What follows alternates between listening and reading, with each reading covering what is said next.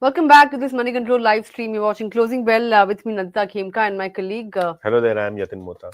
Well, big ticket numbers being awaited. The likes of Reliance Industries, Infosys, and Axis Bank, all three reporting numbers. A big chunk of a nifty weight will be reporting numbers today. And of course, good day of trade coming in today.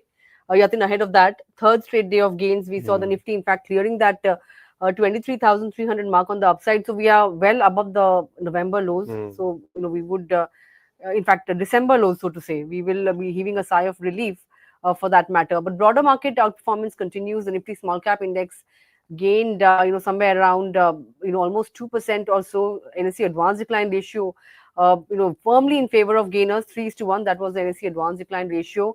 Good recovery on the Nifty Bank Index as well. Axis Bank also, upbeat ahead of numbers, almost 1.5% kind of gains coming in there. If you look at the pockets that were doing well today, metals and PSU banks leading from the front, SBI also, gaining once again on the Nifty. And if you look at some of the underperformers and laggards, you had IT ahead of Infosys numbers under pressure, Pharma, FMCG. These were the laggards. But as we speak, Yatin, Axis Bank numbers have, kind of come out. Yeah, Profit is at 6,300 crore rupees versus, the CNBC TV18 poll of 6,284 or thereabouts. As and when the numbers come in, we will get you more on that. Hmm. But, if you look at some of the other numbers, in fact, other movers on the index, you have the likes of HDFC Life, solid, performance coming in, Correct. Yatin. Even stock price wise, we saw a Hmm. very good up move coming in. Some of the other names that were among gainers was, of course, SBI Life, rub-off effect of HDFC Life. BEL was again gaining. Shriram Finance, Adani Ports, ONGC, SBI, these were the gainers. On the flip side, you had Trent once again back under selling pressure. Yesterday seemed to be like a one-day wonder. It had snapped out of an 8-day losing streak yesterday. But today as well, it is under pressure. Dr. Reddy's, HCL Tech, Tata Consumer, Wipro, Infosys, all of these were the laggards. But look at the net NPA; it has kind of edged up on a Hmm. quarter-on-quarter basis for Axis Bank, and the numbers are still trickling in. But Yatin, in the during the course of the day, we had a lot of result reactions as Correct. well, right? And also, railway stocks were up on hopes that there will be Hmm. higher outlay for the railway sector Yes. in the budget. Typically what happens is that before the budget, we have the whole host of defense stocks, railway stocks, PSU stocks make a move. In fact, today, if you look at the Nifty 500 gainers, we had stocks like Ircon, Jupiter Wagons, RVNL, Railtel, all of these stocks up anywhere between 10 to 16%. So a great day, great show for railway stocks. Also, we had President Joe Biden, in his speech, he said that the Israel-Hamas ceasefire really opens and paves the way for the India economic, corridor between the Middle East and Europe. This is one of the most sought, for the, trade which will benefit countries like India. So we have the Middle East corridor along with, India and Europe clearly helping a big trade channel open. So this is one reason also why railway stocks were up. But what was not doing well in trade was Motilal Oswal Financial Services. That stock tanked nearly 8% in trade. Newgen Software, JBM Auto, Devyani, all of these stocks were down anywhere between 5 to 8%. If you look at stocks like BSE, that stock hit a fresh 52-week high. Biocon also hitting that fresh 52-week high. So these two stocks continue to remain in good momentum for the last couple of days. All right, those are all the movers and shakers from the broader end of the markets. But just quickly take you through Infosys expectations before the numbers come out. They are expected to come out any moment. The key thing to watch out for will be any revision in guidance. Street is expecting an upward revision. Looking at the estimates, Nuvama sees FY25 guidance in the range of 4.25 to 4.75 in constant currency terms. Kotak Institutional, it sees the FY25 guidance at 4.5 to 4.75%. Currently, it stands at 3.75 to 4.5%. So basically, it is hovering in the range of 4 to 5%. Mm. 5% will be considered to be very good on the upper end. Aside of that, some factors that will impact, of course, seasonality, because furloughs will be higher, and absence of large deal ramp ups may also weigh in on the third quarter. But crucial to watch out for will be the commentary, on the demand side, because so far the peers have given good commentary. Although HCL Tech had disappointed on another front, but commentary wise, they have pointed out that there are green shoots in consumer discretionary demand, and the same thing will be expected from Infosys as well. In terms of revenue growth, rupee revenue is expected to grow 0.5% or thereabouts on a quarter-on-quarter basis. Dollar revenues are seen higher by 0.9%, almost a percent on a quarter-on-quarter basis. That's the CNBC TV18 poll. But the margin on the margin front, it is expected to come in around 21.2 to 21.3%. The guidance on margin front is expected to be maintained at 20 to 22%. Deal TCV seen in the range of $2.5 to $3 billion. Of course, absence of large deal ramp ups will be there, but let's see whether or not they have won any smaller deals because demand is expected to be better than what it was last year. Aside of commentary on discretionary demand, some of the other factors that will be watched out for will be updates on attrition as well as hiring plans. Of course, the company had deferred its annual wage hikes to fourth quarter, but they will be rolling out some salary hikes from February as well. Correct. So, what kind of impact will that have on future margin trajectory or not? That's something that we'll be watching out from the commentary. So, Infosys numbers awaited, Yatin. Let's see how things pan out. Yeah, and since you're talking about results preview, Reliance Industries also will come out with the numbers. So if you look at Reliance Industries, this will be a quarter when you could see some turnaround on a sequential basis. In fact, if you look at the Reliance Q3 consolidated performance, the EBITDA is expected to increase by nearly 5%. The EBITDA margin also is seen higher by nearly 60 basis points, which will come in at 18.3% for the consolidated entity. But if you look at the factors, clearly the oil to chemical business, which is the O2C business EBITDA, is seen higher by nearly 10% on a sequential basis. Goldman Sachs expects the GRM also to improve by nearly 6% on a sequential basis to a level of $8.7 per barrel. And if you look at Jio's ARPUs, they are expected to be around 205 rupees versus 195 last quarter. So, we could see Jio improve, O2C business improve, and obviously there was a festive season impact, which will help the retail business also, do better in terms of performance, wherein the overall growth is seen at close to 10%. If you look at Goldman Sachs on the Reliance preview, they believe that Reliance Q3 core EBITDA will grow 5%. And if you look at Morgan Stanley, they're expecting an 18% growth in telecom EBITDA and 6% EBITDA jump would be seen for the retail business. Overall, it should be a healthy number, sequential improvement, and obviously the value unlocking, which is a probable IPO of Jio or the retail business, is something that we'll be watching out for. That's true, Yatin. And if you go by all the brokerage notes that have been coming out, they have been pointing out that the stock has underperformed, but it looks like it is a good entry point, and they see upside of somewhere around 30 to 35% on the stock. Of course, we'll be watching out for the numbers that will come out later in the evening. But one strong performance was from L&T Tech, and the stock was clearly reacting to it at one point in time. It was up 10%, but cooled off slightly from the day's high, but nevertheless clocked in good set of a good rally in today's session. In fact, the strong performance was seen both on the revenue and margin front. Deal wins wise, it achieved its highest ever deal TCV in Q3 with 8 large deals: $150 million deal, two $35 million deal, two $25 million deals, and three $10 million deals. So yes, record deal wins for L&T Tech. Expects the deal momentum to continue in 2025 as well.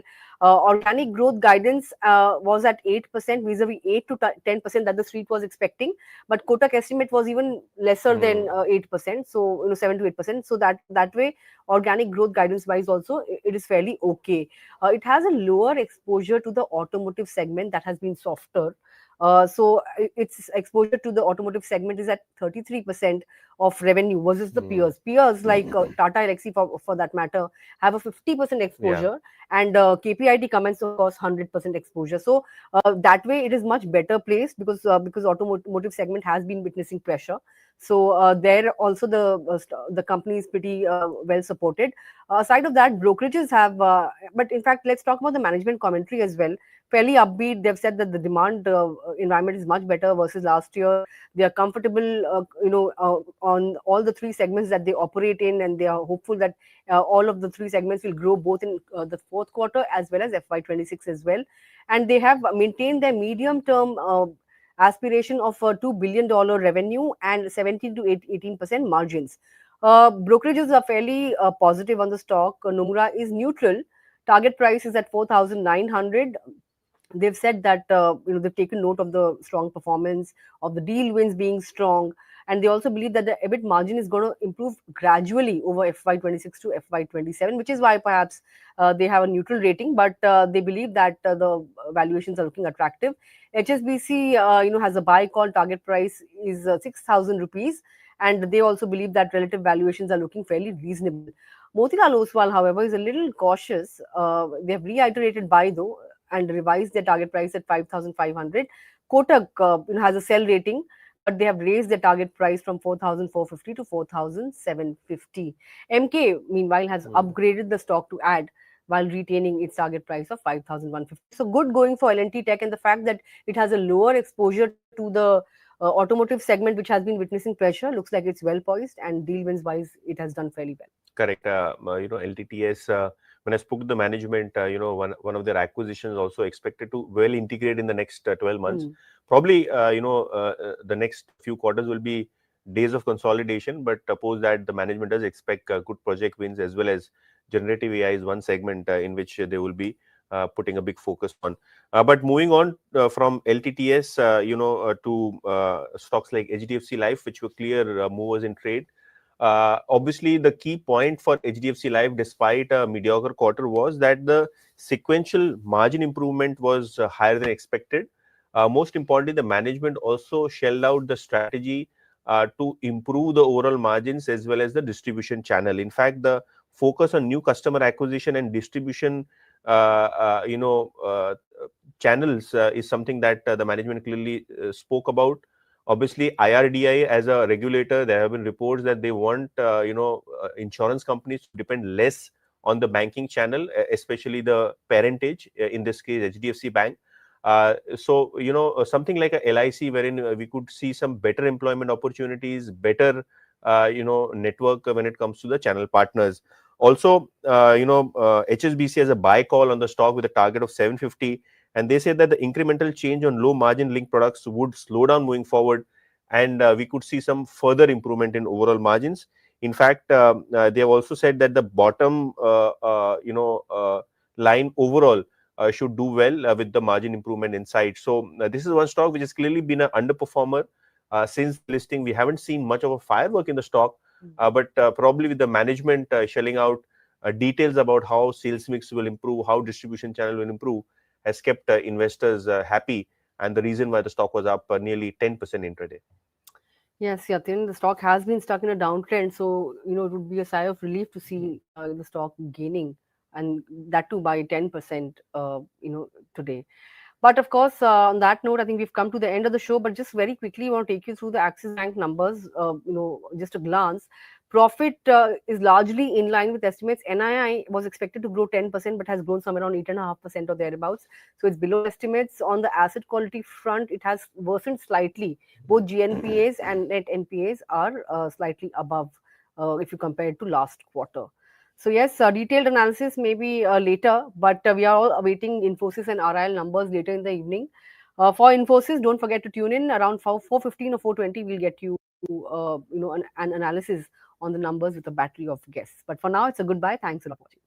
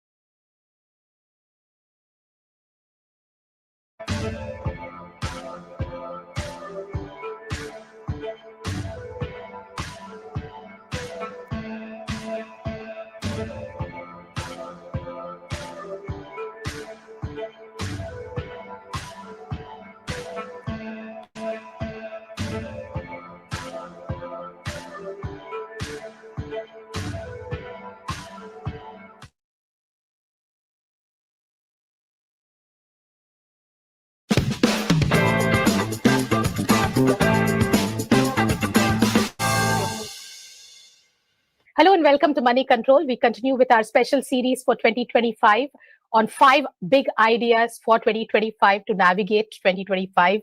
And today we have a very special guest, Hiren Ved, Director and Chief Investment Officer of Alchemy Capital. And he's going to talk to us about 5 big trends that you should ride on or invest in 2025 for great returns in the future. Thank you so much, Hiren, for joining this morning. Thanks, Mahalakshmi. How Happy New Year to you. Thank you. Thank you. Same to you. And how has this new year started for you? It looks like the markets are whining a bit. Yeah, they are. I mean, there's a lot of volatility. There's a lot of anticipation of events. And as you know, markets hate uncertainty. And I think that what's happening right now is that markets are digesting a combination of a cyclical slowdown in India, both in economic growth and earnings, some of the uncertainties that usually crop up with, President Trump coming, what kind of trade policies is he likely to implement? And then the usual butterflies about the budget, right? So all of that put together is kind of creating a level of volatility and uncertainty in the markets. Not that we haven't seen something like this before, but I guess we can't escape some of these things. Right. And if you were to map 2025 and say which year in the past would you think 2025 is likely to be, what would you say? Well, difficult to say because no year is the same, but at least the way 25 has started could be like 22, right? Because in 22 we had interest rates rising and cost of capital going up. Right. And while everybody's expectation is that the Fed and the RBI will cut, right, the fact of the matter is that bond yields have been strengthening in the US. Correct. We don't know if it's a permanent feature or it's a temporary spike before things cool down. But at least the start of 25 is looking like how it was in 22. Nervous. Right. And let's get started with the ideas. Sure. First idea. And I think it's not just an idea for 25, but it's something that we've been talking about, which is that traditionally India has been very strong in services. That's also borne out by the fact that our export of services is bigger than our export of manufacturing. Correct. But I think we are trying to find our feet in manufacturing. And we had a lost decade between 2010 and 2020 in manufacturing. I think post-COVID, we've seen a kind of a renaissance. And I would break this up into 2 areas from an investable perspective, right? One is the traditional areas where we were always strong. Auto components, pharma generics and CDMO, chemicals, engineering goods. We've had Indian companies exporting and were already part of the global supply chain. China plus one is just a new acronym that everybody uses, but India always had some strength in these industries. areas, right? And that will continue, in my view.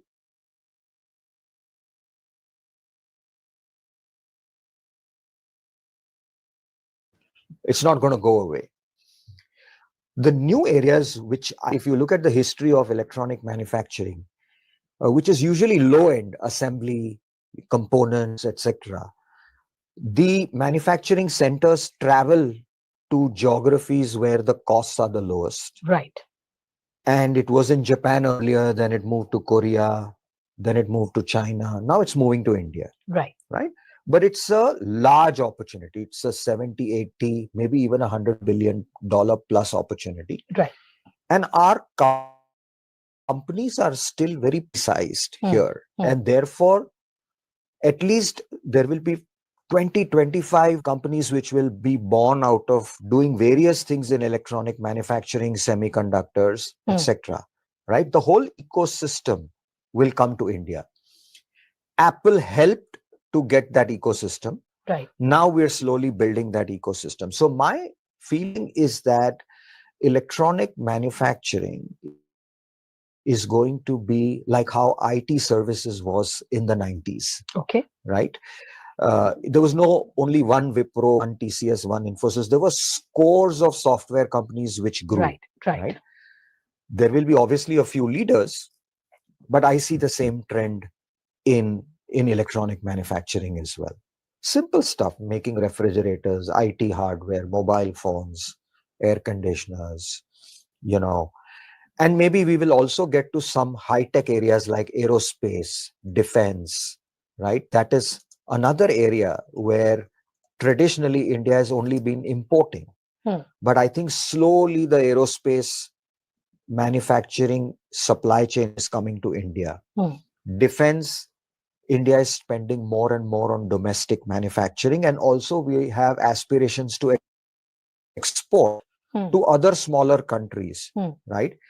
So I think there are two new areas which were not there, electronics and then defense and space tech. These are the two new areas where I think there is huge opportunities. There'll be small companies which will become multi-million dollar, maybe some of them will become multi-billion dollar market cap companies in this area. Right. Now you have to pick and choose amongst these. So what are give us some names that are already in your portfolio or something that you will look at? So again, again, without giving names, but I think we do own the top two EMS companies, right? But I also believe that there will be several more that will come out of that. In defense, we do own the top two, and then a few other smaller companies which are within the supply chain in defense and aerospace manufacturing, right? But there will be many more that will come. One question is that, this EMS space that you talk about, or the defense space, has been in play over the last more than 3-4 years, right? Yeah. And the worry is always that, you might pick the right company, but are you paying the right price? Yeah. So you do think that for anybody who's holding on, what's your view? Because that's, I think, an easier call. You're sitting on money. You can still sit on money and say that, even if I lose some, it's okay. But for somebody who's looking at it afresh, would you recommend these spaces? So yes, you're right that the size of the opportunity being big and the fact that these companies can grow at high rates of growth over the next few years is to some extent reflected in the valuations, right? So to that extent, there is always a risk. There can always be a few quarters where things don't fall into place. Right. There is nothing which is a one-way smooth curve, right? Right. But I still believe that the opportunity is so large. And what happens initially is that you get higher valuations because there are very fewer companies to bet on.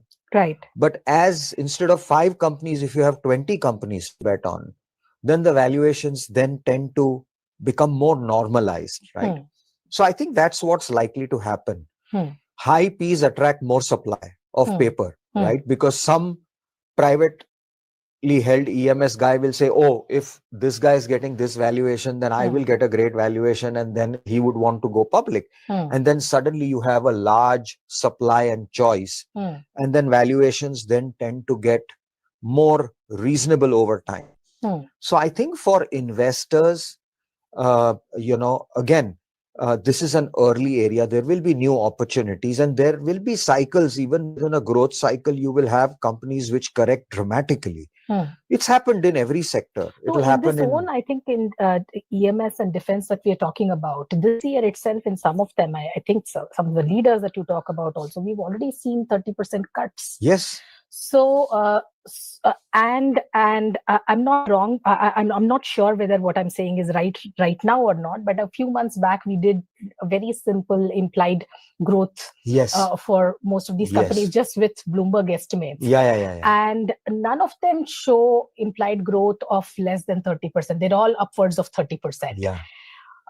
Is that something that makes you comfortable? Because, just like Cecilia. No, the risk is for real, right? I mean, we do tend to look at near-term strong growth rates and imply that kind of project that growth into the future, right? And I think the way to tackle that is sometimes not just the PE multiple, but you have to look at absolute market caps. Mm-hmm. Okay. Let's say a few years ago, when NBFCs were the in thing, there was no NBFC which had a market cap in excess of 1 lakh crores. Right? They were all small, 10, 15, 20,000 crore market cap. And then when the sector boomed, you had somebody like a Bajaj, which is now 4.5, 5 lakh crores of market cap. And then there are a few more which are getting there. So you have to look at, instead of PE multiples, you have to look at the absolute size of revenue and the absolute market cap that can be achieved in these areas, right? And nothing happens overnight. So you will have these deep cycles of correction because we overestimate, and then the reality could be a little different from where we overestimate. But over a fairly long period of time, you can get big winners in sectors that are likely to grow. So would you think a large part of the opportunity set for this is outside public markets?